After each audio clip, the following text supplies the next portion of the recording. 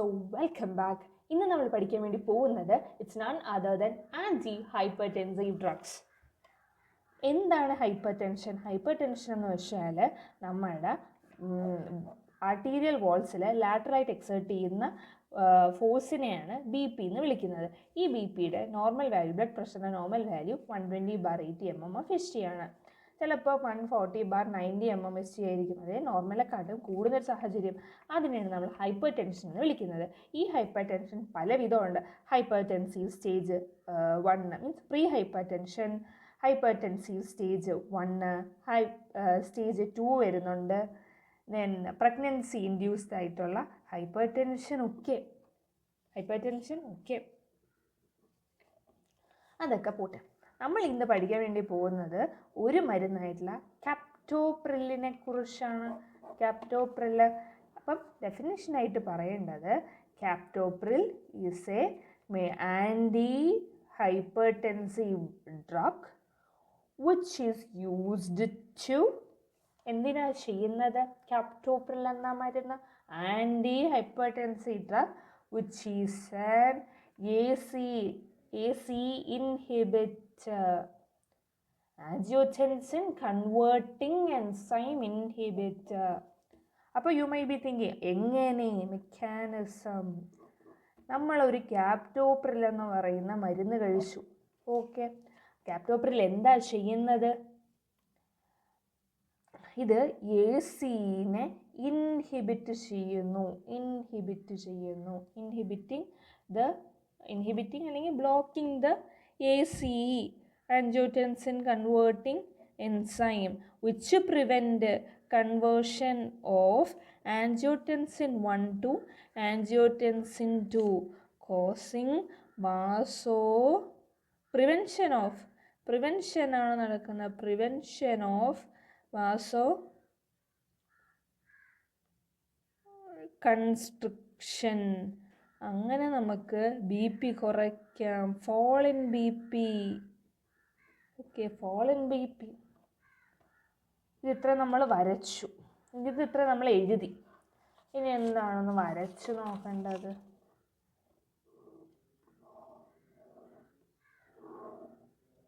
ഇത് വരയ്ക്കണമെന്നില്ല, കാര്യം എഴുതിയിട്ട് വല്ല വരയ്ക്കാം. ബേസിക്കലി നമുക്കുള്ളത് ആൻജിയോടെൻസിനോജനാണ്. റെനിൻ്റെ സഹായത്തോടെ ആൻജിയോടെൻസിൻ 1 ആക്കും. ഓക്കെ, എന്താക്കുന്നുണ്ട്? കിഡ്നി എന്ത് പ്രൊഡ്യൂസ് ചെയ്യുന്നുണ്ട്? റെനിൻ പ്രൊഡ്യൂസ് ചെയ്യുന്നുണ്ട്. റെനിൻ്റെ സഹായത്തോടെ ആൻജിയോടെൻസിൻ 1 ആക്കും. AC-യുടെ സഹായത്തോടെ ആൻജിയോടെൻസിൻ 2 ആക്കും. അത് കൊള്ളാം, വെരി ഗുഡ്. 3 ഡിവൈഡ് ചെയ്തു. ഒന്ന് വാസോ കൺസ്ട്രക്ഷൻ, അതുവഴി ബി പി കൂടി. കൊള്ളാമല്ലോ. ഇനി ആൾഡോസ്റ്റിറോണിനെ റിലീസ് ചെയ്തു. ആൾഡോസ്റ്റിറോണെ റിലീസ് ചെയ്യുമ്പം സോഡിയവും വാട്ടറും അതേപോലെ റിട്ടൻഷൻ നടത്തുന്നുണ്ട്. സോഡിയം വാട്ടറും അങ്ങനെ തന്നെ നടത്തുന്നുണ്ട്, റിട്ടൻഷൻ ആൽഡോസ്റ്റിറോൺ ചെയ്തോ, ആൽഡോസ്റ്റിറോൺ റിലീസ് ചെയ്തോ, സോഡിയം വാട്ടറിനെ ആസ് സച്ച് റിട്ടൻഷൻ നടക്കുന്നുണ്ട്. അപ്പം നമ്മൾ ബേസിക്കലി ഡയൂററ്റിക്സ് കൊടുത്തിട്ട് ഈ സോഡിയത്തിനെയൊക്കെ റിമൂവ് ചെയ്യുന്നുണ്ട്, അത് വേറെ കാര്യം. അത് മരുന്ന് ചെയ്യുന്ന കാര്യം. സോഡിയം വാട്ടറും റിട്ടൻഷൻ നടത്തുമ്പം ബി പി കൂടുവേ. ഇനി കാർഡിയാക് ഹൈപ്പർട്രോപ്പി ആൻഡ് റീമോഡലിംഗ്. കൊള്ളാമല്ലോ.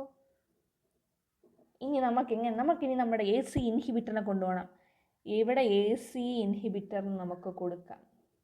AC ഇൻഹിബിറ്റർ എന്ത് ചെയ്യും? അതിൻ്റെ കോസ്റ്റീറ്റയും സ്റ്റാൻഡീറ്റൊക്കെ വന്നു. താഴോട്ട് 2-3 വര വരയ്ക്കാം. AC ഇൻഹിബിറ്റർ ബ്രാഡികൈനൻസിനെ അല്ലെങ്കിൽ അത് ഇൻക്രീസ്ഡ് പ്രോസ്റ്റാഗ്ലാൻഡിൻ പ്രൊഡക്ഷൻ നടത്തും. അത് വാസോ ഡയലേഷൻ, എങ്ങനെയെങ്കിലും എനിക്ക് വാസോ ഡയലേഷൻ ഉണ്ടാക്കണം. ഉണ്ടാക്കി ഇതൊക്കെ പടം സിമ്പിളല്ലേ, സിമ്പിളായിട്ടുള്ള പടമാണിത്. ഇത് വീണ്ടും പറയാം വേറെ. അപ്പോൾ ബേസിക്കലി നമ്മൾ എന്തൊക്കെ ഡിസ്കസ് ചെയ്തു? ഒരു ഡെഫിനിഷൻ പറഞ്ഞു, വെരി ഗുഡ്. രണ്ടാമത് നമ്മൾ എന്ത് പറഞ്ഞത്? അതിൻ്റെ മെക്കാനിസം. പിന്നെ നമ്മളതിൻ്റെ പടം വരച്ച് കാണിച്ചു അല്ലേ, പടം പിക്ചറൈസ് ചെയ്തു. ഇനി മെക്കാനിസം കഴിഞ്ഞ് നമുക്കിനി അഡ്വേഴ്സ് എഫക്റ്റ് നോക്കാം. ക്യാപ്റ്റോപ്രിൽ ഒരു ആൻറ്റി ഹൈപ്പർ ടെൻസീവ് ഡ്രഗ് ആണെന്നതിലൊരു സംശയമില്ലല്ലോ. അപ്പം തന്നെ ആൻസർ എല്ലാം കിട്ടി. അതറിഞ്ഞ ആൻസർ എങ്ങനെ കിട്ടിയെന്നല്ലേ? A for angioedema. A for angioedema. N എങ്ങനെയാ? AN angio. T വരുമ്പോഴത്തേക്കും ടി എവിടെ?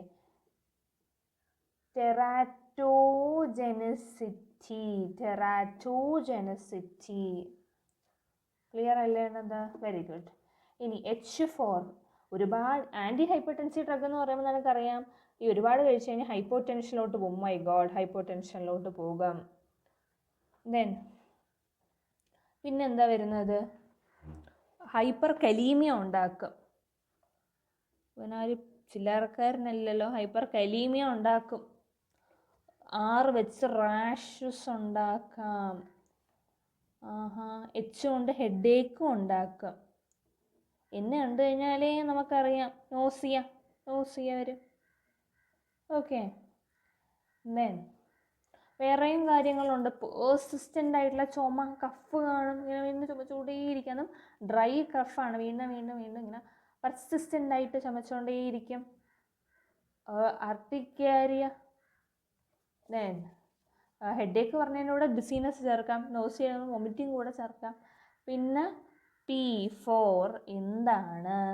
P4 proteinuria.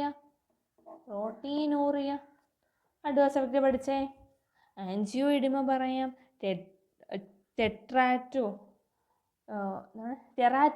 ടെറാറ്റോജെനസിറ്റി. Then hyperkalaemia, hypotension, headache, ഈ റാഷസ് വരാം, proteinuria, N for nausea. Okay, ഇതൊക്കെ പറയാം. ക്ലിയർ അല്ലേ? ഓക്കെ. അടുത്തയാണ് ഇൻട്രാക്ഷൻ. പൊതുവേ നമ്മൾ പ്രഗ്നൻസി സമയത്ത് ഇത് കോൺട്രാ ഇൻഡിക്കേറ്റഡ് ആണ്. ആൻഡ് ഓൾസോ AC ഇൻഹിബിറ്റർ നമ്മൾ പൊട്ടാസ്യം സ്പെയറിങ് ഡയൂററ്റിക്സിൻ്റെ കൂടെ കഴിക്കത്തില്ല. ഡയൂററ്റിക്സ് നമുക്കറിയാം, സോഡിയത്തിനെ റിമൂവ് ചെയ്ത് കളയാനായിട്ടൊക്കെ ഹെൽപ്പ് ചെയ്യും, അത് വേറെ കാര്യം. പക്ഷേ AC ഇൻഹിബിറ്റർ എന്താ, ആൻജിയോടെൻസിൻ 1നെ 2 ആക്കി കൺവേർട്ട് ചെയ്യുന്നത്, അത് ഉപയോഗിക്കരുത്. And decrease the action of digoxin. അയ്യോ, എന്താ interaction. Anti hypertensive drug pregnancy സമയത്ത് ഞാൻ കഴിക്കത്തില്ല. AC ഇൻഹിബിറ്റർ ആയതുകൊണ്ട് തന്നെ ഞാൻ പൊട്ടാസ്യം സ്പെയറിങ് ആയിട്ടുള്ള ഡയൂററ്റിക്സിൻ്റെ കൂടെ കഴിക്കത്തില്ല. പിന്നെ ആക്ഷൻ ഓഫ് ഡിഗോസിനെ കുറയ്ക്കുന്നുണ്ട്. ഫൈൻ. ഇനി ഇത് കഴിച്ചെന്ന് പറഞ്ഞാൽ എന്തെങ്കിലും ഉപയോഗമുണ്ടോ? ഉപയോഗമുണ്ട്. ഈ ഹൈപ്പർ ടെൻഷൻ്റെ ഒരു ഫസ്റ്റ് ലൈൻ ഡ്രഗാണ് നമുക്ക് പറയാം. നമ്മൾ ഹൈപ്പർ ടെൻഷൻ ഇപ്പം നമ്മൾ ഡയബറ്റിക് എന്ന് പറയുമ്പോൾ നമ്മൾ മെറ്റ്ഫോമിൻ കൊടുക്കുന്ന പോലെ ഒരു ഫസ്റ്റ് ലൈൻ ഡ്രഗ് എന്ന് പറയുന്നത് അതിപ്പം തന്നെയാണ്. Congestive heart failure. My god, heart ഫെയിലിയറിന് കൊടുക്കും. കൊറോണറി ആർട്ടറി ഡിസീസ്, ആർട്ടറി സീൻ തന്നെ കൊറോണറി ആർട്ടറിക്ക് കൊടുക്കും. ദെൻ ഡയബറ്റിക് ന്യൂറോപ്പതിക്ക് കൊടുക്കും. ഇനി you may be asking the dose. 12.5 മുതൽ 50 മില്ലിഗ്രാം BD 2 നേരം വെച്ചിട്ട്. ഫൈൻ. 12.5 to 50 മില്ലിഗ്രാം BD 2 നേരം വെച്ചിട്ട് കൊടുക്കുക. അടുത്തത് നഴ്സിംഗ് റെസ്പോൺസിബിലിറ്റീസ് ആണ്. നമ്മൾ എന്തൊക്കെ ചെയ്യണമെന്ന് ചോദിച്ചു കഴിഞ്ഞാൽ വൈറ്റൽ സൈൻസ് മോണിറ്റർ ചെയ്യണം. പിന്നെ പേഷ്യൻറ്റിൻ്റെ ഇൻപുട്ട് ഔട്ട്പുട്ട് ചാർട്ട് നോക്കണം. കൂടാതെ തന്നെ അവരുടെ വെയിറ്റ് ഗെയിൻ ചാൻസ് ഉണ്ട്, അപ്പോൾ വെയിറ്റ് ഗെയിൻ നോക്കണം. ദെൻ ഒരിക്കലും മരുന്ന് പെട്ടെന്ന് സഡൻലി സ്റ്റോപ്പ് ചെയ്യാനായിട്ട് പാടില്ല. ഓക്കെ, നമ്മൾ ഈ അഡ്വാൻസ് ഒക്കെ പറയുമ്പോഴേ വേണമെങ്കിൽ സിസ്റ്റം വൈസ് ആയിട്ട് പറയാം. CVയിൽ എങ്ങനെയാണ്, CNSൽ എങ്ങനെയാണെന്ന് പറയാം, GITയിൽ എങ്ങനെയാണെന്ന് പറയാം. അങ്ങനെ സിസ്റ്റം വൈസ് ആയിട്ടും നമുക്ക് വേണമെങ്കിൽ എടുത്ത് പറയാവുന്നതേ ഉള്ളൂ. സോ ഇത്രയും കാര്യങ്ങളാണ് നമ്മൾ പഠിച്ചത്. ബേസിക്കലി ഡെഫിനിഷൻ പറഞ്ഞു, ദെൻ ഇതിൻ്റെ മെക്കാനിസം, പിന്നെ നമ്മളൊരു പടം വരച്ചായിരുന്നു അത്, പിന്നെ യൂസസ്,